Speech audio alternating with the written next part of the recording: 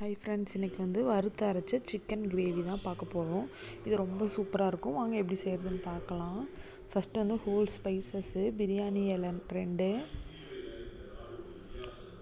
அடுத்து அன்னாச்சி பூ 1, கிராம்பு 2, பட்டை, ஏலக்காய், இந்த மாதிரி ஹோல் ஸ்பைசஸ் எல்லாம் வறுத்துக்கலாம். 2 ஸ்பூன் வந்து தனியா போட்டுக்கலாம், 1 ஸ்பூன் சீரகம், 1 ஸ்பூன் சோம்பு, 1 ஸ்பூன் வந்து மிளகு, கருவேப்பிலை ஒரு கைப்பிடி அளவு, காரத்துக்கு ஏற்ப வரமிளகாய், இதெல்லாம் போட்டு நல்லா வந்து வறுத்துக்கலாம். நல்லா வந்து ஒரு ஸ்மெல்லு வர வரைக்கும், நல்ல ஒரு வாசனை வர வரைக்கும் வறுத்து இதை அரைச்சி பொடி பண்ணி வச்சுக்கலாம்.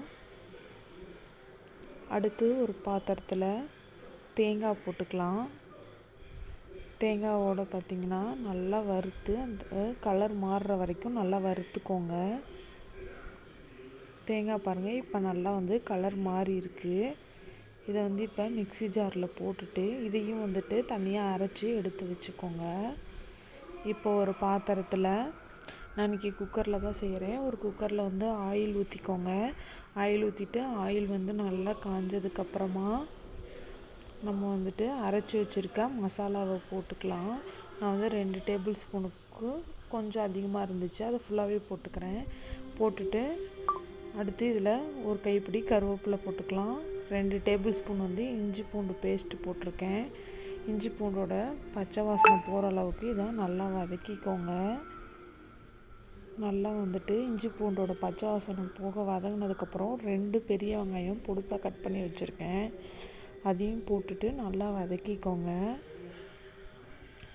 பாருங்கள், நல்லா எண்ணெய் பிரிஞ்சு வெங்காயம் நல்லா வதங்கியிருக்கு. இந்த ஸ்டேஜில் 2 தக்காளி பழம் போட்டுக்கலாம். போட்டுட்டு தக்காளியோட ஸ்கின் வந்து பிரிஞ்சு வர அளவுக்கு இதையும் நல்லா வந்துட்டு நம்ம வதக்கிக்கலாம். இதோட வந்து ஒரு அரை டேபிள் ஸ்பூன் அளவுக்கு மஞ்சத்தூள் போட்டுக்கலாம்.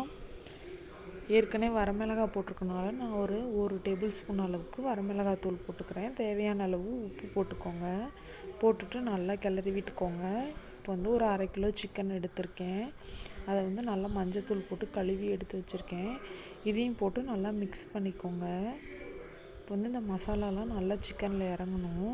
இந்த ஸ்டேஜில் வந்து தயிர் வந்துட்டு ஒரு 2 கரண்டி, சின்ன கரண்டியில் 2 கரண்டி தயிர் ஊற்றிக்கலாம். தயிர் ஊற்றுனிங்கன்னா நல்லா சாஃப்டாக சிக்கன் வெந்து வரும். இப்போ வந்து சிக்கன் முழுகிற அளவுக்கு வந்து தண்ணி ஊற்றிக்கலாம். நான் வந்து ஒரு டம்ளர் அளவுக்கு தண்ணி எடுத்திருக்கேன்.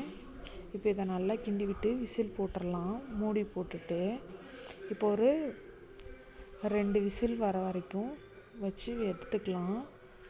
இப்போ வந்து ஓப்பன் பண்ணிக்கலாம்.